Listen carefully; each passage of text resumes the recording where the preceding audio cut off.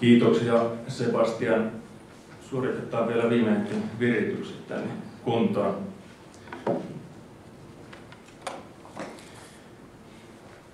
No niin. Arvoisat kuulijat, teitä on täällä hieno joukko tänään paikalla. Kaikille ei tainnut istumapaikkojakaan ihan riittää, mutta sieltä jostain portaiden varrelta ottakaa ihmeessä paikkaa. No niin. Arvoisat kuulijat, näin alkuun haluan ensinnäkin esittää omasta puolestani kiitokseni perussuomalaisten nuorten Oulun ja Kainuun piirin nuorille, jolta on aktiivisuuden lisäksi löytynyt myös rohkeutta lähteä järjestämään tällainen monikulttuurisuusseminaari tänään täällä Oulussa. Ja kiitos tietysti teille kaikille muille, ketkä olette saapuneet tänne näinkin runsaslukuisesti paikalla. Kuuluuko tämä puhe sinne takariviinkin ihan hyvin? Hyvä, hyvä. No niin. Lähdetäänpä liikkeelle. Ja lähdetään liikkeelle siitä, että mitä on monikulttuurisuus. Mikä on tämä kumma käsite, joka aiheuttaa ja herättää meissä ihmisissä niin paljon erilaisia tunteita ja ajatuksia sekä puolesta että vastaan. Tietosanakirjan määritelmän mukaan monikulttuurisuudella tarkoitetaan useaan eri kulttuuriin liittyvää tai usean eri kulttuurin piirteitä sisältävää asiaa. Laajemmasta yhteiskunnallisesta näkökulmasta monikulttuurisuus on merkinnyt käytännön tasolla erilaisten kulttuurien välistä keskustelua ja vuorovaikutusta jonkin valtion sisällä. Monikulttuurisuus ei ole sama asia kuin kansainvälisyys, toisin kuin monesti luullaan. Kansainvälisyydellä puolestaan tarkoitetaan yleensä joidenkin valtioiden tai yritysten välistä asiaa. Monikulttuurisuuden määritelmä on myös jonkin verran riippuvainen siitä, että kuka tämän käsitteen määrittelee.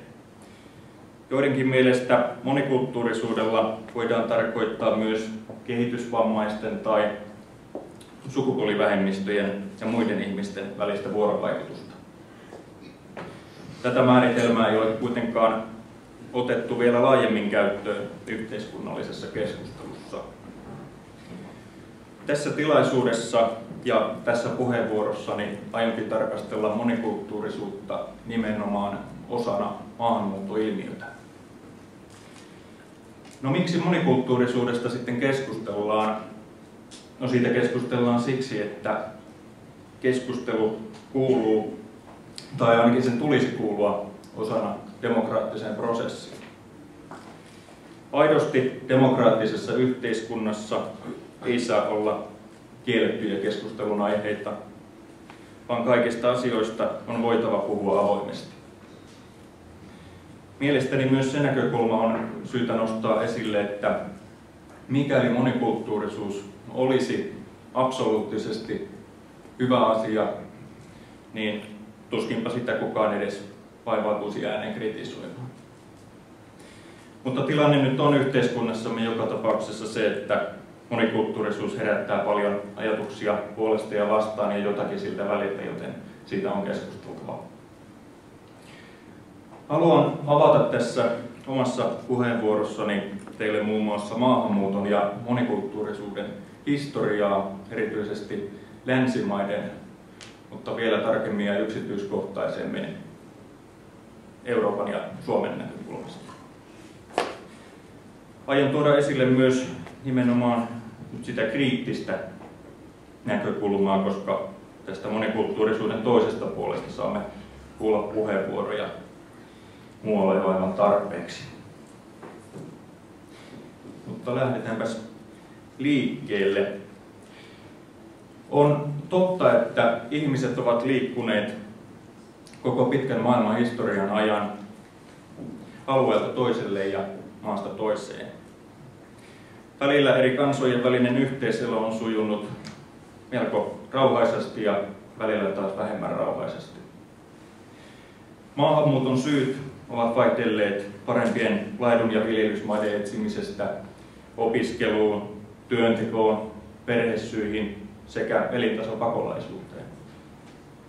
Nykyisin tänne Eurooppaan tullaan perhesyiden, opiskelun ja työn perässä sekä humanitaarisin perustein.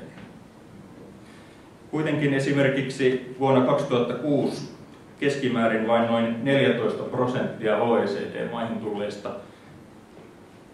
suuntautuvasta muuttoliikkeestä oli työperusteista.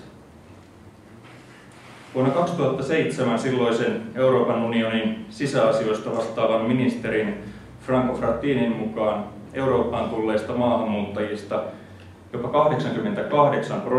88% voitiin katsoa kuuluvaksi niin sanottuun matalan osaamistason luokkaan ja puolestaan vain 5% niin sanottuun osaavaan luokkaan.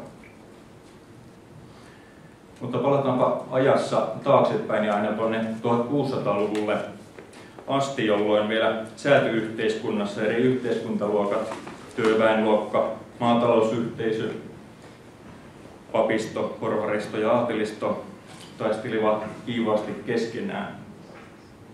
Elämä ei ollut tuohon aikaan kovinkaan ruusuista. Oikeastaan vasta tuolla 1800-luvulle tultaessa tilanne rauhoittui hegeliläisen kansallisvaltion ja kansallisvaltioaatteen astuessa kuvaan mukaan. Voidaan todeta, että Euroopan kansallisvaltioissa länsimainen helleniskristillinen arvopohja ja valistusaate fuusioituivat hyvin keskenään, jonka ansiosta muun muassa sivistys, demokratia, yhteisöllisyys ja vapauden arvot nousivat merkittävään asemaan. 1800-luvulla lähti käyntiin modernisaatiokehitys, eli niin sanottu globalisaation ensimmäinen aalto, joka kuitenkin katkesi ensimmäisen maailmansodan alkaessa. Länsimaisen, tai sanoisiko tarkemmin eurooppalaisen kulttuurin kehitys ja globalisaatio jatkuivat taas 1920, mutta päättyivät jälleen 1930-luvulla niiden jäädessä natsismin jalkoihin. Maailma alkoi kuitenkin muuttua nopeasti monikulttuurisemmaksi 1950-luvun lopulta lähtien, jolloin muun muassa useat kolonialismin aikaiset alusmaat itsenäistyivät ja synnyttivät muuttovirtoja emämaihin, kuten muun muassa Iso-Britannian ja Ranskaan. Maat, joilla ei ollut merkittävää siirtomaahistoriaa, kuten Saksa ja Itävalta, puolestaan rekrytoivat 1960-luvulta lähtien suuria määriä vierastyöläisiä täyttämään teollisuuden työvoiman tarvetta. Natsismin kukistamisen sekä 1990-luvun vaihteessa tapahtuneiden Berliinin muurin murtumisen ja Neuvostoliiton romahtamisen jälkeen Euroopassa heräsi halu päästä lopullisesti eroon fasismista ja kommunismista. Näiden tilalle täytyy tietysti taikoa jotain, jolloin Euroopassa keksittiin kansainvälisyyden ja monikulttuurisuuden ihanne ja ideologia. Tässä homma vedettiin niin sanotusti taas toiseen ääripäähän.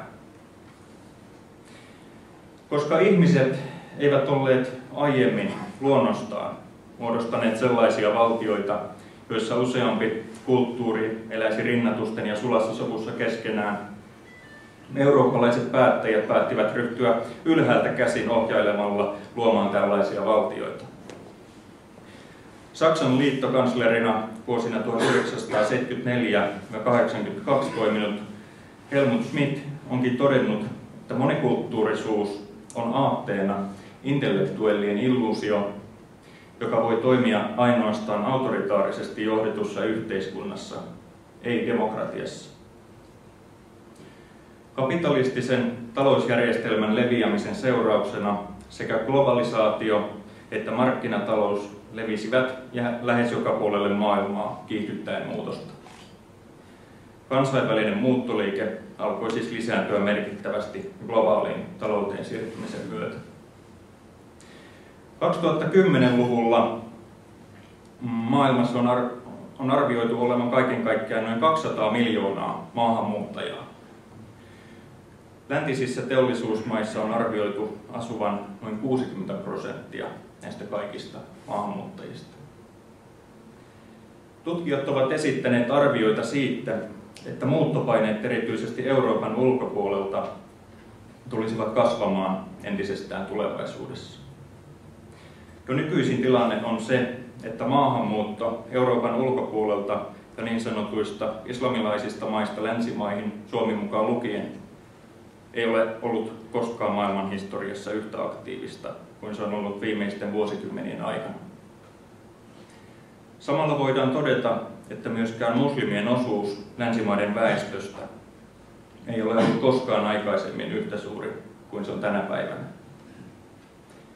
Muslimien määrä ja heidän osuutensa Euroopan kokonaisväestöstä siis kasvaa edelleen nopean maahanmuuton ja osaltaan myös heidän korkean syntyvyytensä seurauksena. Länsimaisen kantaväestön tilanne on taas hyvin erilainen. Kanta-eurooppalaisten määrä nimittäin puolestaan jatkuvasti vähenee muun muassa alhaisen syntyvyyden vuoksi. Tämän perusteella voidaankin todeta, että Euroopassa ja koko läntisessä maailmassa on tapahtunut ja tällä kehityksellä jatkossakin tapahtuu suuria väestöllisiä muutoksia.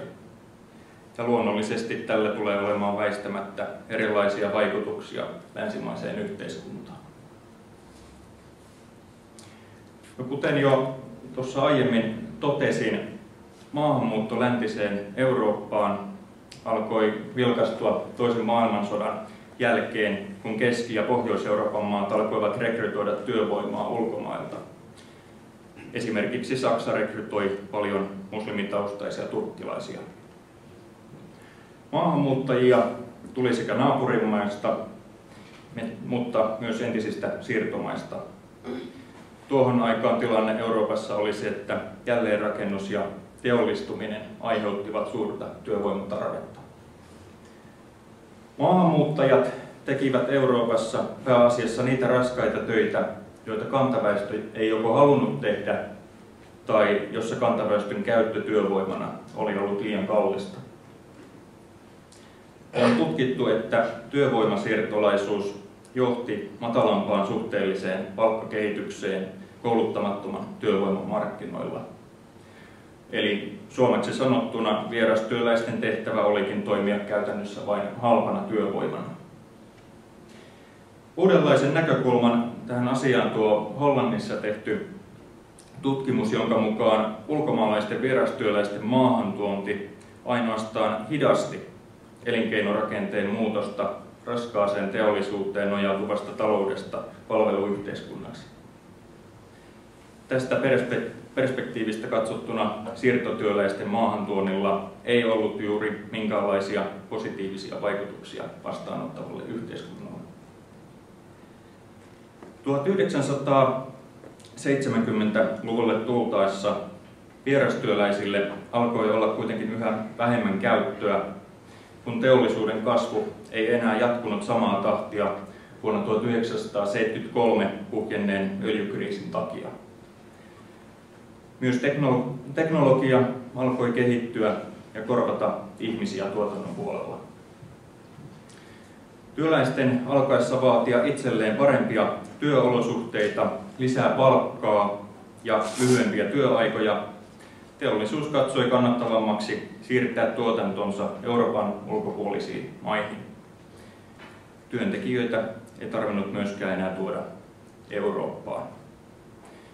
Tästä seurasi se, että Länsi-Euroopan työllisyystilanne kokonaisuudessaan heikkeni ja esimerkiksi 1980-luvulla siirtolaisten työttömyysluvut olivat vähintään kaksinkertaiset kantaväestöön verrattuna. Tässä vaiheessa Euroopan maiden hallitukset lopettivat työlupien myöntämisen Euroopan ulkopuolelta tuleville henkilöille. Euroopan maiden hallitusten tarkoituksena olikin käytännössä lopettaa ulkoeurooppalainen maahanmuutto ja estää vierasmaalaisten yhteisöjen asettuminen uuteen isäntämaahan. Aiemmin maahan tuodut vierastyöläiset eivät sitten kuitenkaan palanneet takaisin lähtömaihinsa aivan siinä määrin kuin vastaanottava yhteiskunta oli ennalta suunnitellut. Esimerkiksi Saksassa vierastyöläisilmiön oli oletettu olevan ainoastaan väliaikainen. Aikaisempien suunnitelmien mukaan vierastyöläisten piti viipyä vain muutama vuosi, jonka jälkeen nämä palaisivat takaisin kotimaihinsa, mutta näin ei kuitenkaan tapahtunut. Itse asiassa ainoastaan puolet 2–3 miljoonasta 1960-luvulla pohjoiseen Eurooppaan tulleista vierastyöläisistä palasi takaisin kotimaihinsa. Puolet heistä jäi joko laillisesti tai laittomasti maahan, ja monet toivat vielä sukulaisensakin luokseen. Tämä pakotti yhteiskunnan luomaan maahanmuuttajille muun muassa asuntoja, kouluja, päiväkoteja ja sosiaalipalveluja. Taloudellisten olosuhteiden muuttuessa useiden vastaanottajamaiden maahanmuuttopolitiikkaa oli tiukennettu huomattavasti 1980-luvulle tultaessa. Tästä huolimatta maahanmuuttajien määrä kasvoi Euroopassa edelleen nopeasti, sillä 1970-luvun öljykriisistä alkanut muuttoliike kuljetti Eurooppaan merkittävän määrän turvapaikanhakijoita ja pakolaisia. 1970-luvulla aloitettu perheiden yhdistäminen myös lisäsi osaltaan maahanmuuttajien määrää. Perheet ja suvut muuttivat myöhemmin aiemmin tulleiden perässä, ja toisen polven maahanmuuttajat hakivat usein vaimonsakin lähtömaista. Tuohon aikaan ihmissalakuljetukset ja väärennettyjen asiakirjapapereiden kauppa elivät kulta-aikaansa. On arvioitu, että enemmistö 1980-luvun ja 1990-luvun taitteessa tulleista pakolaisista ei ollut suinkaan poliittisia pakolaisia, vaan pääasiassa niin sanottuja elintasopakolaisia, jotka etsivät parempaa elämää itselleen ja perheelleen. Lisäksi joukossa oli islamisteja ja terroristeja, joita uhkasi pidätys kotimaissaan. Jotkut siirtolaisista perustivat uusiin kotimaihinsa rikollisjengejä, jotka erikoistuivat huumekauppaan, prostituutioon ja niin edelleen. Arvoisat kuulijat, otetaan sitten muutama sana tähän väliin Suomeen kohdistuneesta maahanmuutosta ja monikulttuurisuuskehityksestä Suomen näkökulmasta. No, rajattoman maahanmuuton kannattajien mielestä Euroopan ulkopuolisista maista Suomeen kohdistuvaa maahanmuuttoa on aivan turha kritisoida tai arvostella, koska heidän mielestään maahamme on kohdistunut maahanmuuttoa samalla tavalla aina ennenkin. Tältä argumentilta putoaa kuitenkin pohja, kun otamme olettamusten sijaan huomioon oikean tilastotiedon. Tilastot nimittäin osoittavat massamaahanmuuton esimerkiksi islamilaisista maista Suomeen olevan vielä varsin tuore ilmiö. Itse asiassa Suomi on ollut aina 1980-luvulle asti lähinnä maastamuuttomaa. Tilastojen mukaan Suomeen kohdistuva maahanmuutto on ollut maastamuuttoa suurempaa vasta 1980-luvulta alkaen. Osaltaan tähän on vaikuttanut se, että Suomessa sallittiin pitkään ainoastaan Suomen kansalaisen kanssa avioituneiden ulkomaalaisten maahanmuutto, eikä humanitaarinen maahanmuutto tai monikulttuurisuuden edistäminen kuuluneet vielä tuohon aikaan poliittisten päättäjien asialistalle. Suurin muutos Suomeen kohdistuvassa maahanmuutossa tapahtui 1990-luvun alussa Suomen alkaessa ottaa vastaan sosiaaliperäisiä maahanmuuttajia.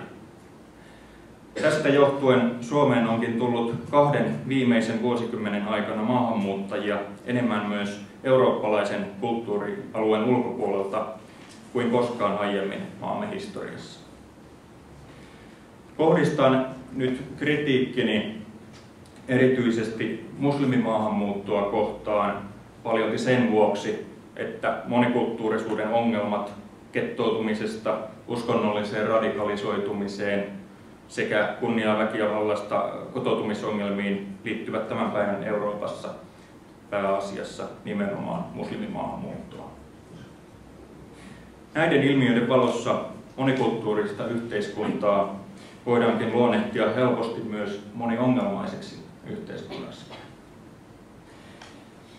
Kuitenkin vielä 1990-luvun alussa Suomessa asui vain noin 2000 muslimia, pääasiassa tataareita, jotka muuttivat Suomeen vuosien 1270 ja 1920 välillä. Tänä päivänä muslimeja on arvioitu asuvan maassamme jo jopa 50 000, ja muslimien määrä onkin lähes kaksinkertaistunut 1990-luvun lopun jälkeen. Muslimien määrän nopean kasvuun vaikuttavia tekijöitä ovat olleet ensisijaisesti humanitaarisen maahanmuuton eli turvapaikan hakijoiden ja pakolaisten vastaanotto sekä perheiden yhdistäminen, eli näiden lisääntyminen sekä muslimien korkea syntyvyysaste. Suomen suurimman islaminuskoisen maahanmuuttajaryhmän muodostavat tällä hetkellä somalit, joita asuu maassamme jo yli 10 000. Islamiin kääntyneitä suomalaisia löytyy maastamme puolestaan toistaiseksi vielä melko vähän. Suomen maahanmuuttohistoria eroaa monien Keski- ja Pohjois-Euroopan maiden historiasta sillä tavalla, että Suomi ei ole koskaan rekrytoinut massoittain vierastyövoimaa, ja Suomen alaisuudessa ei ole myöskään koskaan ollut yhtään siirtomaata. Suomen nykyinen maahanmuuttopolitiikka onkin perustunut niin sanottuun globaalin vastuun kantamiseen maailman pakolaisongelmasta, välittämättä lainkaan laajasta muuttoliikkeistä maallemme aiheutuvista seurauksista ja haitoista. Tällä hetkellä valtaosa Suomen maahanmuuttajista asuu suurimmissa kaupungeissa, mikä on tyypillistä myös muissa Euroopan maissa. Vuonna 2009 Uudellamaalla asui peräti 47% kaikista ulkomailla syntyneistä. Pääkaupunkiseudun jälkeen eniten maahanmuuttajia asuu Turussa ja Tampereella. Suuria eroja löytyy myös kaupunkien sisältä, sillä maahanmuuttajat ovat keskittyneet yleensä asumaan vain tietyille asuinalueille. Tänä päivänä jo joka 10. pääkaupunkiseudun ja Turun asukkaista on maahanmuuttajataustainen. Tietyillä yksittäisillä alueilla osuus on vielä paljon suurempi. Haluan lausua vielä muutaman sanan tulevaisuuden näkymistä. Ja voitaisiin lähteä liikkeelle siitä, että Suomessa asuu vakinaisesti maahanmuuttajataustaisia henkilöitä tällä hetkellä noin 250 000, joka tekee noin 6-7% kokonaisväestöstä. Mutta määrä kuitenkin kasvaa nopeasti ja maahanmuuttajaväestön määrän odotetaan mahdollisesti jopa kaksinkertaistuvan seuraavan 20 vuoden aikana. Sitaatti auki. Kun kasvuvauhti on noin 12 000–15 000 henkilöä vuodessa, on selvää, että törmäämme samoihin ongelmiin kuin muualla Euroopassa. Sitaatti kiinni. Näin kirjoitti Maahanmuuttoviraston ylijohtaja Jorma Vuorio vuoden 2010 Maahanmuuttoviraston vuosikertomuksessa. Mielestäni on hieman erikoista, että korkeassa asemassa ja korkeassa virassa olevat henkilöt tunnustavat sen, että ongelmia on tiedossa, mutta kuitenkaan ongelmien ehkäisyyn ei olla valmiita panostamaan ja puuttumaan poliittisen päätöksenteon keinoin. Tämä kertoo mielestäni vain siitä, että monikulttuurisuus on puhdas ideologia, jolla ei ole mitään tekemistä terveen järjen kanssa.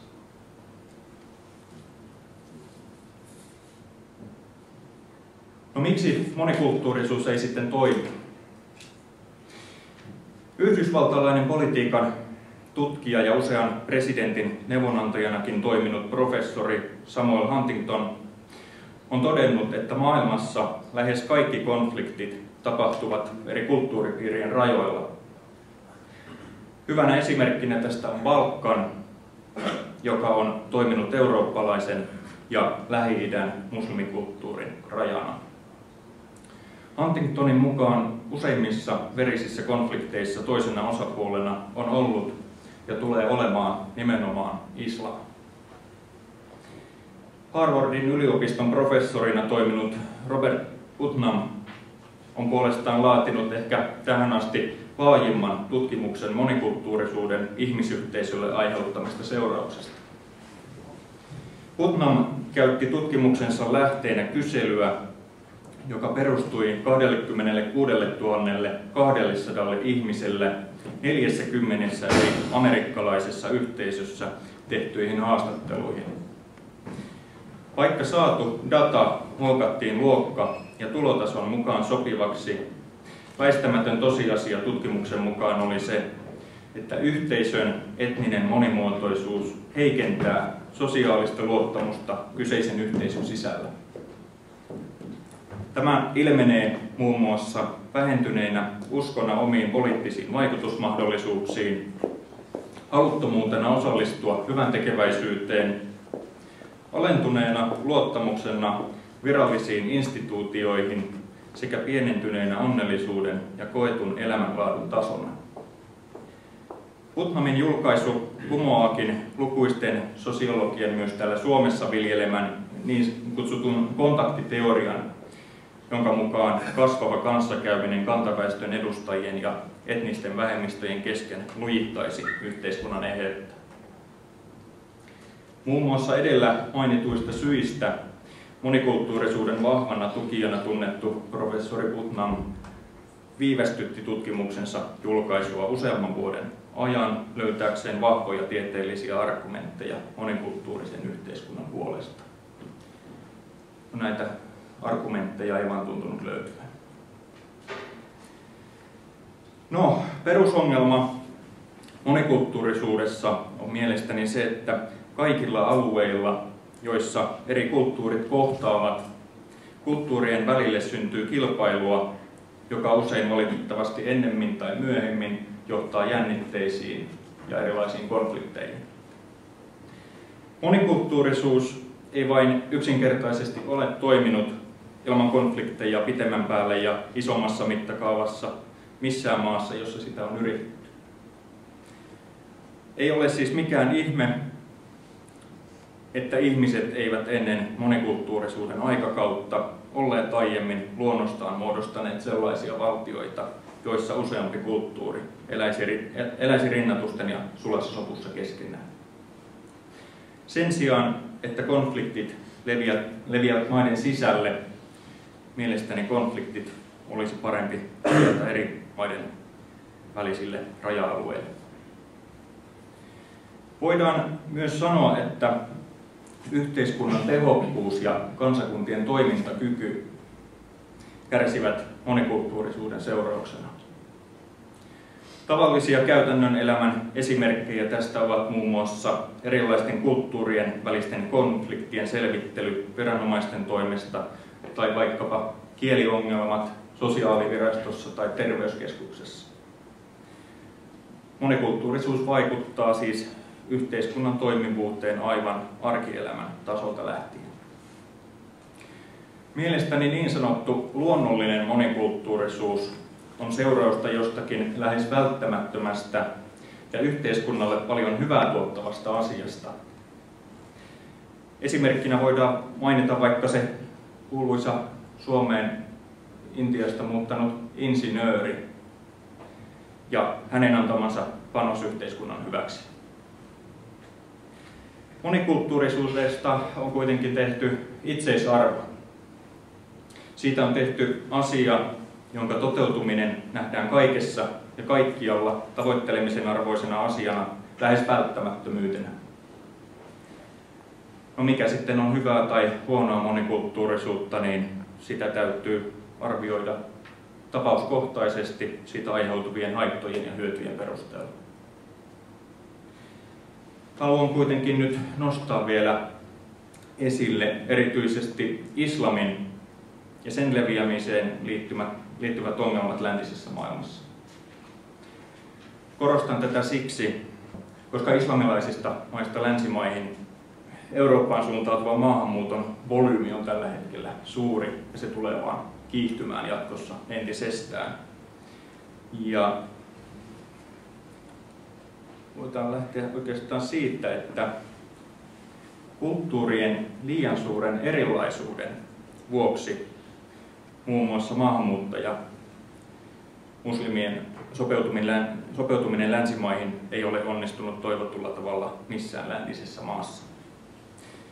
Ja tämä näkyy esimerkiksi siinä, että Euroopan suuriin kaupunkeihin on järjestään syntynyt gettoalueita, jotka on miehitetty suurelta osin islamilaisista maista tulleilla maahanmuuttajilla.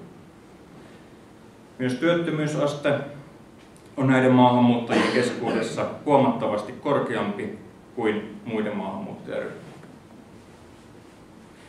Muslimimaahanmuuttajien syrjäytyminen vallitsevasta yhteiskunnasta yhdistyttynä vahvaan uskonnollisuuteen on puolestaan johtanut nuorten ja toisen polven muslimimaahanmuuttajien radikalisoitumiskehitykseen. No se on tosiasia, että eri uskontojen ja eri kulttuurien välillä on eroja. Ja tästä johtuen mielestäni eri uskontoja ja kulttuureita ei myöskään tarvitse pitää yhdenvertaisina. Sekulaarin länsimaisen kulttuurin ja islamilaisen kulttuurin edustajat jakavat keskimäärin hyvin erilaisen käsityksen esimerkiksi sukupuolten välisestä tasa-arvosta, seksuaalivähemmistöjen asemasta yhteiskunnassa, käsityksen demokratiasta ja sananvapaudesta.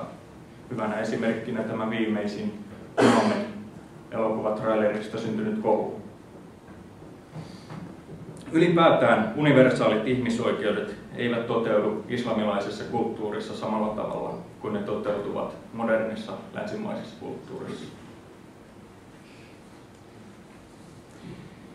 Sitä paitsi islam ei edes ole pelkkä uskonnollinen järjestelmä, vaan se on kaikkia elämän osa-alueita hallitseva elämäntapa ja maailmankatsomus sekä uskonnollis-poliittinen ideologia. Islam voidaan nähdä sekä uskonnollisena, kulttuurisena että poliittisena ilmiönä.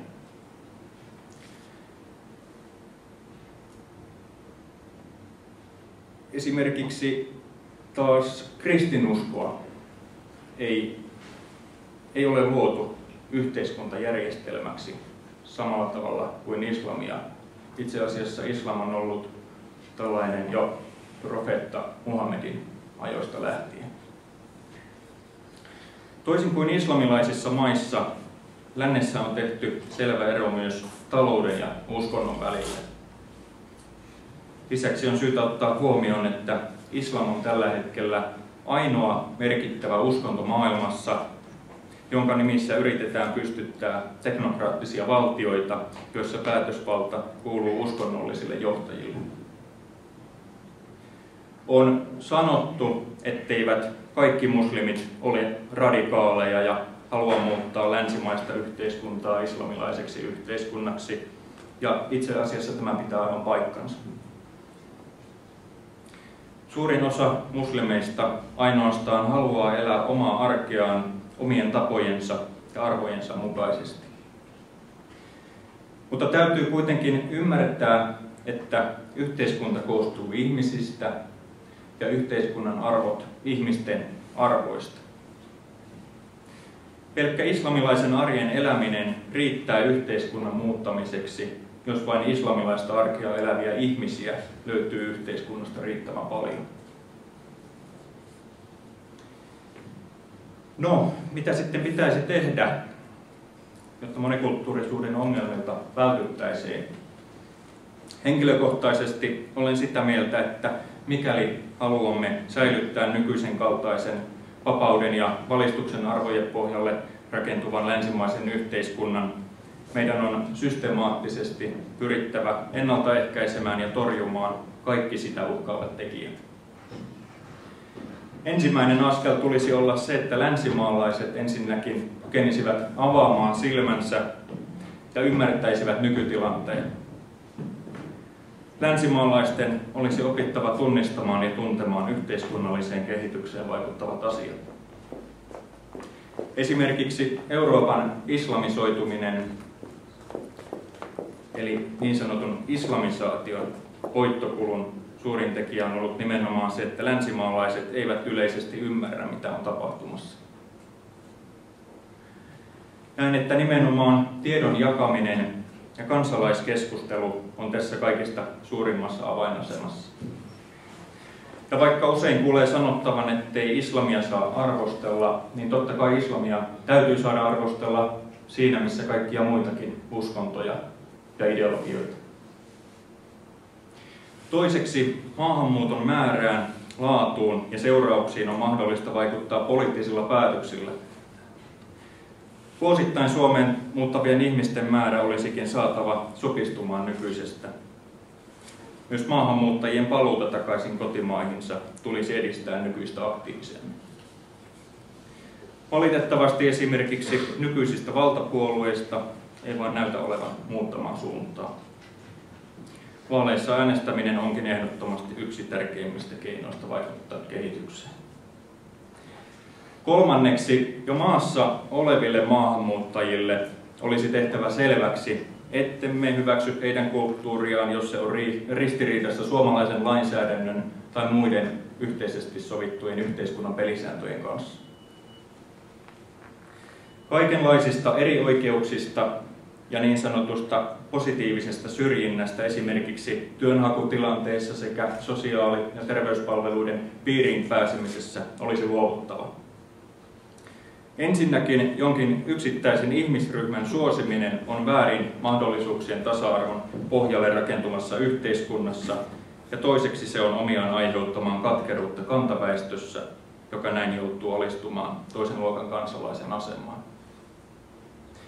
Valtapuolueet eivät ole jostakin syystä ymmärtäneet sitä, että edistämällä positiivisen diskriminaation doktriinia nämä ainoastaan heittävät bensaa liekkeihin, kantaväestön ja maahanmuuttajataustaisen väestön välisiin konflikteihin. No, mielestäni valtion tehtävä ei ole suinkaan toimia vähemmistökulttuureiden ylläpitokoneistona, vaan pikemminkin sen tulee toimia lain ja järjestyksen takaajana yhteiskunnassa. Valtiovallallamme ei myöskään ole minkäänlaista oikeutta altistaa meitä suomalaisia koekaniineiksi riskialttiiseen monikulttuuriseen yhteiskuntakokeiluun. Kuuluisan brittiläisen valtiomiehen Enoch Powellin sanoin, valtiovallan edustajan korkein tehtävä on suojella kansalaisia estettävissä olevilta vaaroilta. Arvoisat kuulijat, päätän oman puheenvuoroni toteamalla sen, että yleisesti ajatellaan, että tulevaisuus vain tulee ja meidän on sopeuduttava siihen. Mutta asia ei kuitenkaan ole tällä tavalla.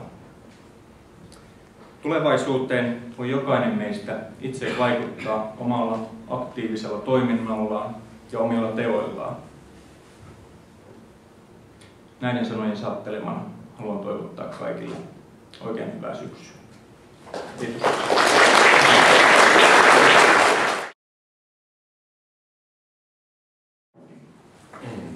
Kiitoksia hyvät naiset ja herrat ja oululaiset. Minäkin haluan kiittää aluksi Oulun ja Kainuun perussuomalaisia nuoria, kollega Immosta ja kaikkia muita, jotka ovat olleet osallisina tämän tapahtuman järjestämisessä. Varsinkin suurimpien kaupunkien, kuten Oulun ja Helsingin osalta, maahanmuutto oli kuumimpien teemojen joukossa viimeistään vuoden 2011 eduskuntavaaleissa ja pitkälti jo vuoden 2008 kunnallisvaaleista lähtien. Monella meistä on varmasti sellainen olo, että maahanmuutosta ja monikulttuurisuudesta on keskusteltu jo läkähtymiseen asti. Tämä havainto on kuitenkin osittain virheellinen. Se, mitä maassamme on viime vuosina totuttu kutsumaan maahanmuuttokeskusteluksi, on itse asiassa ollut pitkälti keskustelua rasismista ja perussuomalaisista, ja etenkin niistä perussuomalaisista, jotka ovat tulleet politiikkaan Keskeisenä teemana on maahanmuutto ja sen vaikutus suomalaiseen yhteiskuntaan erityisesti ja länsimaiseen yhteiskuntaan yleisesti.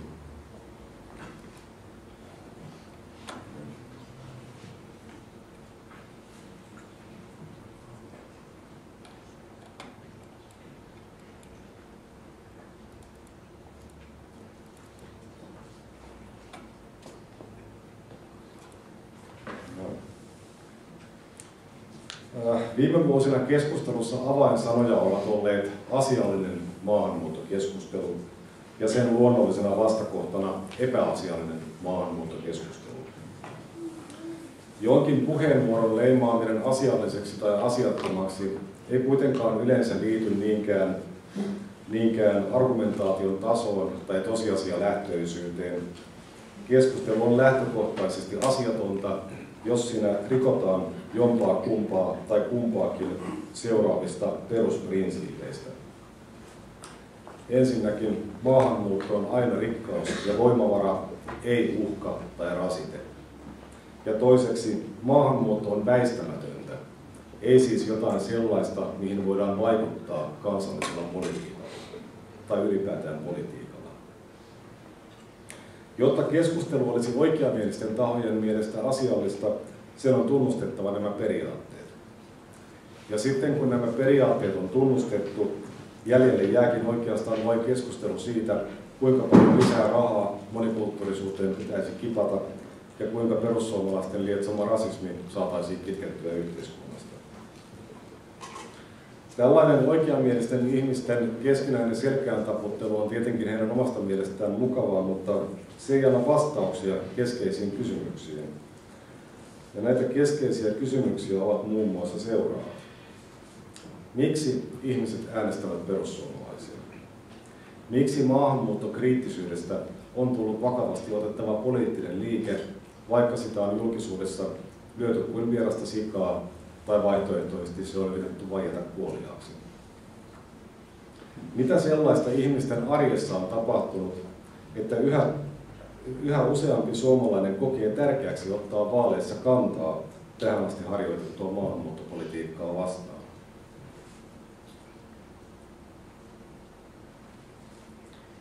Miksi lisääntyvä maahanmuutto sekä Suomessa että kaikissa muissakin maissa on johtanut maahanmuuttokriittisten puolueiden nousuun ja kasvuun, vaikka teorian mukaan juuri toiseuden kohtaaminen vähentää ihmisten ennakkoluuloja? Miksi maahanmuuttomyönteisiä puolueita äänestetään niissä kaupunginosissa, joissa ei asu maahanmuuttajia, ja vastaavasti maahanmuuttokriittisiä puolueita monikulttuurisissa lähiöissä?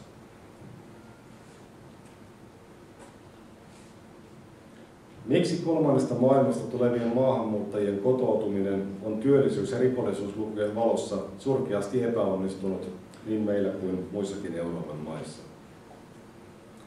Ellei tähän kysymykseen saada realistista vastausta, ei voida myöskään keksiä realistisia keinoja ongelman vähentämiseksi tulevaisuudessa. Näihin kysymyksiin on pakko yrittää löytää vastauksia, koska maahanmuuttajien määrä kasvaa koko ajan. Puhuttiin sitten uusista tulijoista tai heidän täällä syntyneistä jälkeläisistään, eli niin sanotuista toisen polven maahanmuuttajista. Integraatio on jo nyt epäonnistunut, eikä tilanne varmasti tule helpottumaan sillä, että integroitavien lukumäärä ja väestöosuus kasvavat. Mä toivon, että tämä tilaisuus onnistuu omalta osaltaan nostamaan oikeita ongelmia keskusteluun. Perussuomalaiset tai maahanmuuttokriittiset eivät ole ongelma, jolle pitäisi tehdä jotain. Pikemminkin me olemme reaktio ongelmaan. Ongelma on maahanmuutto ja monikulttuurisuus, jonka yhä useampi kantaväestöön kuuluva kokee kielteiseksi ilmiöksi. Mitä on monikulttuurisuus? Se on sitä, että yhdessä yhteiskunnassa, siis yhden lainsäädännön piirissä, elää yhteisöjä, joiden toimintatavat ja arvomaailmat eroavat toisistaan. Tämä aiheuttaa törmäyksiä, vaikka nämä toimintatavat sinänsä olisivat aivan yhtä hyviä. Monikulttuurisuuden perusongelman havainnollistamiseen voidaan käyttää seuraavaa esimerkkiä. Suurimmassa osassa maailmaa on oikeanpuoleinen tieliikenne. Jossakin kuitenkin ajetaan vasenta puolta. Ei voida väittää, että kumpikaan ratkaisu olisi itsessään huonompi tai parempi kuin toinen. Samassa yhteiskunnassa ne eivät kuitenkaan toimi. Jos osa autoilijoista ajaa oikealla ja osa vasemmalla, syntyy hyvin nopeasti kirjaimellisia yhteentörmäyksiä. Monikulttuurisessa yhteiskunnassa tällaiset törmäykset ovat arkipäivää. Länsimaissa, kuten Suomessa, on esimerkiksi itsestään selvää, että kumpaakin sukupuolta oleva lääkäri tai sairaanhoitaja voi hoitaa kumpaakin sukupuolta olevia potilaita. Koko järjestelmä on rakennettu sen oletuksen varaan, että sukupuoli ei ole oleellinen muuttuja. Jossakin muualla on yhtä itsestään selvää, että vain mies voi hoitaa miestä ja vain nainen naista. Miten tämänkaltaiset konfliktit, jotka siis ovat nykyään aivan todellisia, pitäisi ratkaista? Onko fiksumman aina annettava periksi? Poliittisesti korrektissa puheessa törmää usein sellaiseen kauniiseen ajatukseen, että monikulttuurisessa yhteiskunnassa voidaan kustakin osakulttuurista ottaa parhaat ominaisuudet ja niitä yhdistelemällä sitten luoda jonkinlainen yleiskulttuuri. On tietenkin totta, että kaikissa kulttuureissa on myönteisiä ominaispiirteitä. Mutta eri kulttuurien edustajilla saattaa olla hyvin erilaisia käsityksiä siitä, mitkä piirteet heidän omassa kulttuurissaan ovat keskeisiä ja ensiarvoisia. Meillä länsimaalaisilla ihmisillä on usein vähän sellainen asenne, että tulokkaan kuuluu säilyttää omasta kulttuuristaan mausteinen ruoka, värikkäät vaatteet, sosiaalisuus ja hongarumpu, mutta omaksua meidän kulttuuristamme sukupuolten tasa-arvo, kaikkinainen liberalismi ja sekularismi.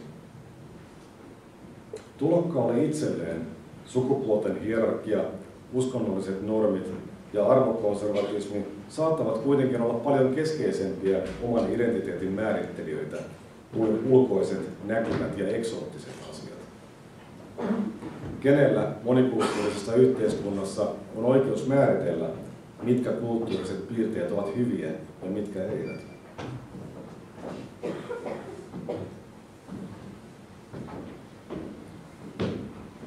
Meitä maahanmuuttokriittisiä syytetään usein siitä, että vaikka motkotamme syrjäytyneistä maahanmuuttajista ja heidän aiheuttamistaan ongelmista, niin samalla vastustamme myös kaikkia toimenpiteitä, joilla heitä yritetään kotouttaa. Tämä syytös pitää osittain paikkansa. On kiistaton tosiasia, että eri etniset ryhmät ovat löytäneet paikkansa suomalaisessa yhteiskunnassa hyvin vaihtelevalla menestyksellä. Suomessa asuvien somalien työllisyysaste on tällä hetkellä 13,2%, irakilaisilla vielä tätäkin heikompi. Toisaalta nepalilaisten ja kenialaisten työllisyysaste on yli 70%, korkeampi kuin kantaväestöllä. Koska vain noin joka 10. somali tai irakilainen käy työssä, ja koska he ovat toisaalta suurimmat niin sanotut humanitaariset maahanmuuttajaryhmämme, on selvää, että heitä alkaa kasautua lähiöihin. Näin siksi, että kunnat asuttavat heitä sosiaalisin perustein, ja kuntien on hankittava asuntonsa sieltä, missä niitä on edullisimmin saatavilla. No, kun lähiöt täyttyvät työttömistä ja moniongelmaisista maahanmuuttajista, niin maksukykyiset kantaväestön edustajat alkavat muuttaa niistä pois. Tätä muuttoliikettä aiheuttaa koettu tai todellinen turvattomuus ja viihtyisyyden väheneminen, mutta varsinkin se, että gettoutuvien alueiden koulut muuttuvat ongelmakouluiksi.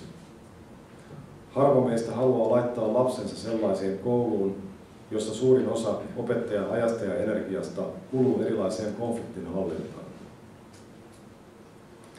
Nämä kehityskulut, tiettyjen ryhmien työttömyys, alueiden ja koulujen segregoituminen tunnustetaan kyllä yleisesti. Helsingin johto pitää niitä suurimpina lähivuosien ja vuosikymmenien ongelmina. Tämän kehityksen päässä odottaa vääjäämättä se tilanne, joka vallitsee tällä hetkellä esimerkiksi Ruotsin Malmössä tai Ranskan suurkaupunkien ympärillä. Ratkaisuksi on väläytelty vähemmistöjen positiivista syrjintää kaupungin rekrytoinnissa, sosiaalista sekoittamista asuntotuotannossa sekä maahanmuuttajakiintiöitä kouluissa. Me perussuomalaiset olemme vastustaneet kaikkia näitä. Miksi?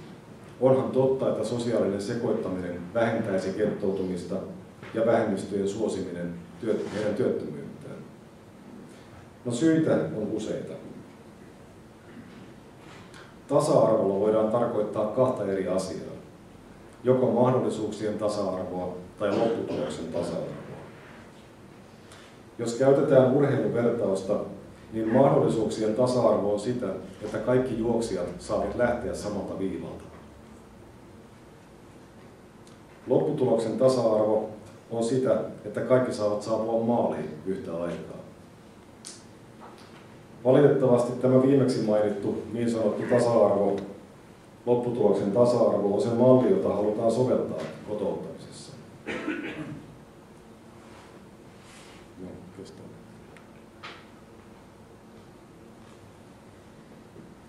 Täytyy korostaa sitä, että erot eri ryhmien työllistymisessä tai muussa pärjäämisessä eivät itsessään ole merkki syrjinnästä tai epätasa-arvosta. Paljon todennäköisemmin ne ovat vain merkki siitä, että eri ryhmiin kuuluvilla ihmisillä yksinkertaisesti on vaihtelevassa määrin sellaisia ominaisuuksia, jotka joko edistävät tai haittaavat työllistymistä ja muuta pärjäämistä. Jos esimerkiksi somalialaisista tulijoista merkittävä osa ei osaa lukea eikä kirjoittaa, vielä useampi ei osaa suomea, eikä juuri kenelläkään ole mitään Suomessa tarvittavaa osaamista, niin on jo lähtökohtaisesti selvää, että he työllistyvät huonommin kuin muu väestö.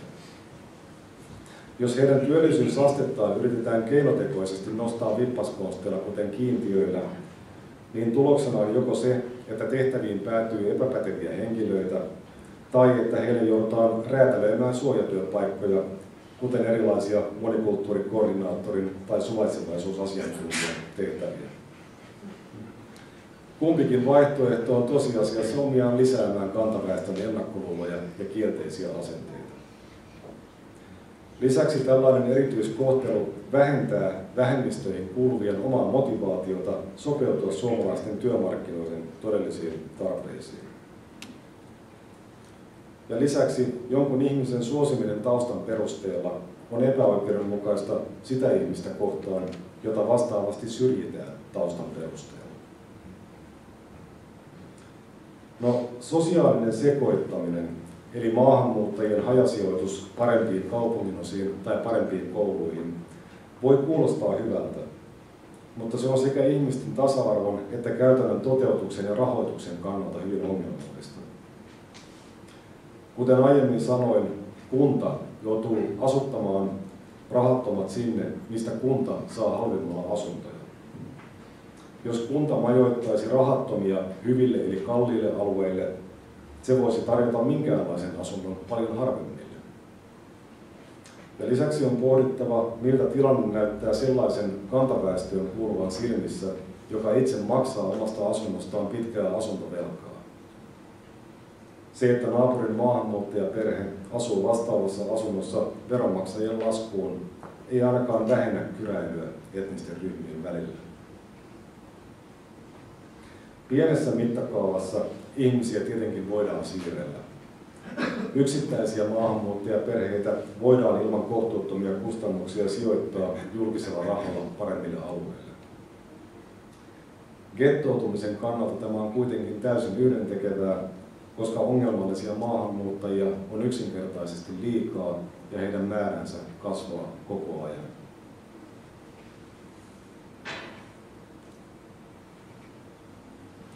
Toinen ongelma kaikenlaisessa etnisten ryhmien suosimisessa ja erityiskohtelussa on se, että se edellyttää yhteiskunnan rodullistamista. Tästä puhutaan todella vähän, ja ehkä sitä ei oikein ole osattu edes ajatella. Otan esimerkin muualta maailmasta. Apartheid-ajan Etelä-Afrikassa väestö oli jaettu lainsäädännöllä 4 roturyhmään: valkoisiin, mustiin, värillisiin ja intialaisiin. Maassa oli erityisiä lautakuntia, jotka rajatapauksessa määrittelivät, kuka kuului mihinkin kategoriaan. Kullakin ryhmällä oli laissa säädetyt oikeudet ja velvollisuudet. Kun Etelä-Afrikassa vuonna 1994 siirryttiin enemmistön valtaan, tämä rotuerottelun pohjana ollut roturyhmittely luonnollisesti poistettiin. Maata hallinnut ja hallitseva Afrikan kansalliskongressi ANC kuitenkin huomasi pian, että mustan väestön aseman kohentaminen edellyttää sitä, että mustia suositaan julkisessa rekrytoinnissa. Tämän jälkeen huomattiin, että mustia ei voida suosia rekrytoinnissa, ellei ole selvää, kuka on musta. Niinpä 2 vuotta myöhemmin, vuonna 1996, apartheid-ajan roturyhmittely otettiin uudelleen käyttöön. Tänä päivänä, vuonna 2012, Etelä-Afrikan väestö on edelleen lainsäädännöllä jaettu valkoisiin, mustiin, värillisiin ja intialaisiin.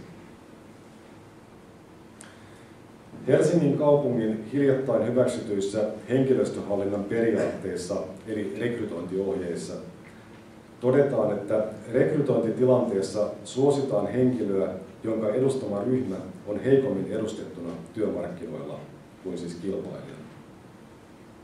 Mutta mitkä kaikki ovat relevantteja ryhmiä? Kuuluuko Suomessa Suomen kansalaiseksi syntynyt tummaihoinen johonkin vähemmistöön, jota pitää suosia? Entä jos vastakkain ovat suomalainen ja kenialainen? Kenialaisten suhteellinen työllisyysastehan on parempi kuin väestön keskimäärin. Mitä kirjavammaksi ja monimuotoisemmaksi väestö muuttuu, niin sitä yksityiskohtaisemmat säännöt tarvitaan sille, ketä tällaisessa tilanteessa suositaan ja ketä ei. Mistään ei puhuta nykyään yhtä paljon kuin siitä, kuin ihmisten yhdenvertaisuudesta. Siitä, että jokaista ihmistä on kohdeltava yksilönä, eikä ketään saa typistää jonkin ryhmän edustajaksi. Siitä, että ihmisen kohtelun tulee perustua hänen omiin ansioihinsa, eikä sellaisiin taustatekijöihin, joihin kukaan ei voi itse vaikuttaa, kuten syntyperään. On aika ironista, että näihin tavoitteisiin pyritään täysin päinvastaisilla keinoilla. Monikulttuurisessa yhteiskunnassa ihmiset lakkaavat olemasta ennen kaikkea yksilöitä. Sen sijaan heistä tulee ensisijaisesti erilaisten ryhmien edustajia. Maahanmuuttoon, varsinkin niin sanottuun humanitaariseen maahanmuuttoon, suhtaudutaan meillä kuin jonakin luonnonvoimana, jolle ei voi mitään ja jolle ei tästä syystä ole oikein sopivaa yrittääkään voida mitään.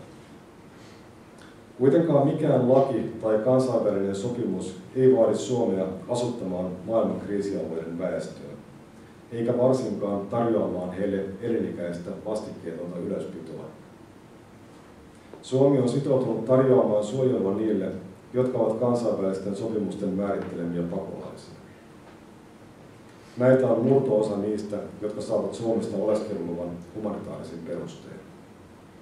Suomen maahanmuutto- ja monikulttuurisuusongelmat johtuvat kansallisesta lainsäädännöstä ja lain tulkinnasta, ja näiden ongelmien ratkaisu on kokonaan meidän kansallisissa käsissämme.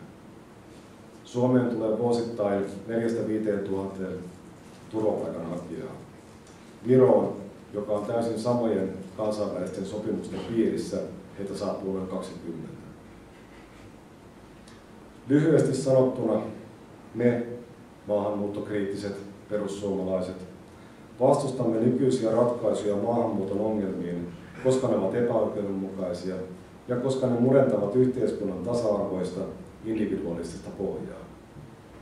Lisäksi ne puuttuvat vain oireisiin, eivät itse ongelmaan, joka on huono maahanmuuttopolitiikka.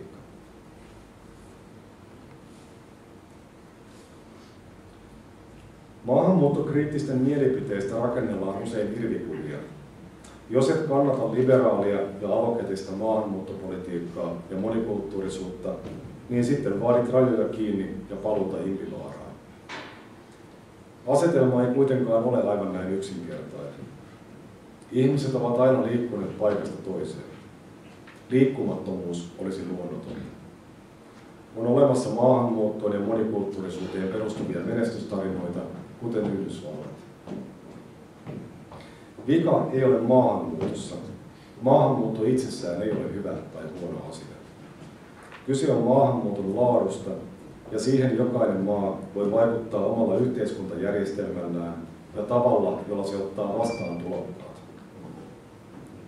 Kun muuttoliike Euroopasta Yhdysvaltoihin kävi kuumimmillaan reilu 100 vuotta sitten, Amerikka ei tarjonnut tulijoille mitään muuta kuin mahdollisuuden vaurastua omalla työllä. Jossain määrin sama pätee edelleen. Yhdysvalloissa on heikko sosiaaliturva ja sen vastapainona matala veroaste. Nämä ovat sidoksissa toisiinsa, koska sosiaaliturva rahoitetaan verottamalla työtä ja yrittämistä. Yhdysvallat siis houkuttelee sellaisia tulijoita, joilla on rahaksi muutettavaa osaamista. Euroopassa ja varsinkin Pohjois-Euroopassa tilanne on päinvastainen. Meillä on kattava sosiaaliturva ja sen rahoittamiseksi korkea veroaste. Suomi ei ole erityisen houkutteleva paikka osaavalle siirtolaiselle, mutta se on erittäin houkutteleva paikka henkilölle, joka on kiinnostunut kattavasta sosiaaliturvasta. Tästä yhteiskuntafilosofiaan liittyvästä erosta seuraa, että Suomeen pyrkii erilaista väkeä kuin esimerkiksi Yhdysvaltoihin. Toinen ero liittyy siihen tapaan, jolla tulijan oletetaan kantavan vastuuta itsestään. Yhdysvalloissa liittovaltio maksaa tulijalle toimeentulotukea puolen vuoden ajan, minkä päälle saattaa tulla osavaltiokohtaisia tukia toinen kokonaan. Tämän jälkeen ilmaisen rahan tulot kerta kaikkiaan loppuu. Vastapainona työvoiman matalat sivukulut ja heikko irtisanomissuoja pitävät huolen siitä, että kouluttamattomalla ja jopa kielitaidottomalla on kohtuullisen hyvät mahdollisuudet löytää työtä ja päästä itsenäisen elämän syrjään kiinni. Meillä taas on mahdollista elää vaikka koko elämänsä vapaamatkustajana. Työllistyminen on muutenkin vaikeaa, eikä tulijaa juurikaan kannusteta tai painosteta siihen. Koko suomalainen ja pohjois-eurooppalainen kotoutumisjärjestelmä tuntuu olevan kiinnostuneempi maahanmuuttajan kulttuurisen omaleimaisuuden ylläpitämisestä kuin siitä, että hänestä joskus tulisi normaali tuottava osa yhteiskuntaa. Numerot puhuvat puolestaan. Yhdysvalloissa somalien työttömyys on huomattavasti korkeampi kuin minkään muun ryhmän, mutta silti se on alle 10%. Euroopan maissa se on 70% tienoilla. Mitä tästä pitää päätellä? Hyvinvointivaltio sellaisena kuin me sen tunnemme ei ole yhteen sovitettavissa vapaan maahanmuuton kanssa, koska se houkuttelee sellaisia maahanmuuttajia, joihin hyvinvointivaltiolla ei pitkän päälle ole varaa.